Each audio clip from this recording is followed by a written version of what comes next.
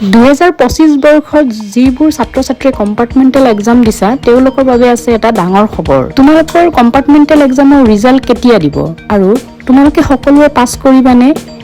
এই প্ৰশ্নটোৰ উত্তৰ লৈ আহিছো আজি মই এই ভিডিঅ'টোত।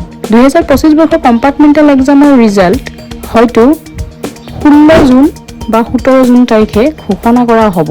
কাৰণ আসাম ৰাজ্যিক বিদ্যালয় শিক্ষা পৰিষদৰ যিকেইটা ৱেবছাইট আছে সেই ৱেবছাইটত যদি তোমালোকে সাৰ্চ কৰা তেনেহলে দেখুৱাব যে কম্পাৰ্টমেণ্টেল এক্সামৰ ৰিজাল্টসমূহ জুনৰ তৃতীয় সপ্তাহৰ ভিতৰত ঘোষণা কৰা হ'ব বুলি তাত ডিক্লেয়াৰ দিয়া হৈছে। গতিকে জুনৰ তৃতীয় সপ্তাহ আৰম্ভ হ'ব 15 তাৰিখৰ পৰা।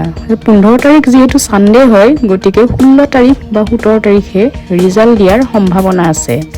আৰু যিবোৰ ছাত্ৰ-ছাত্ৰীয়ে ভাবি আছে যে কম্পাৰ্টমেণ্টেলত মোৰ বেয়া হৈছে ফেইল কৰিবা নেকি, ছাত্ৰ-ছাত্ৰীসকল কম্পাৰ্টমেণ্টেল এক্সাম ইমান টাফলি নাচায়। গতিকে তোমালোকে হয়তো সকলোৱে পাছ কৰি যাবা, গতিকে ইমান চিন্তা কৰিবলগীয়া নহয়।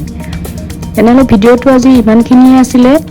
ভিডিঅ'টো ভাল লাগিলে লাইক শ্বেয়াৰ আৰু কমেণ্ট কৰিবা আৰু আমাৰ চেনেলটোত ছাবস্ক্ৰাইব কৰি যাবা। তেতিয়া এনেকুৱা ধৰণৰ খবৰবিলাক আমি আগতেই তোমালোকক দি যাম। ধন্যবাদ। জয় অসম।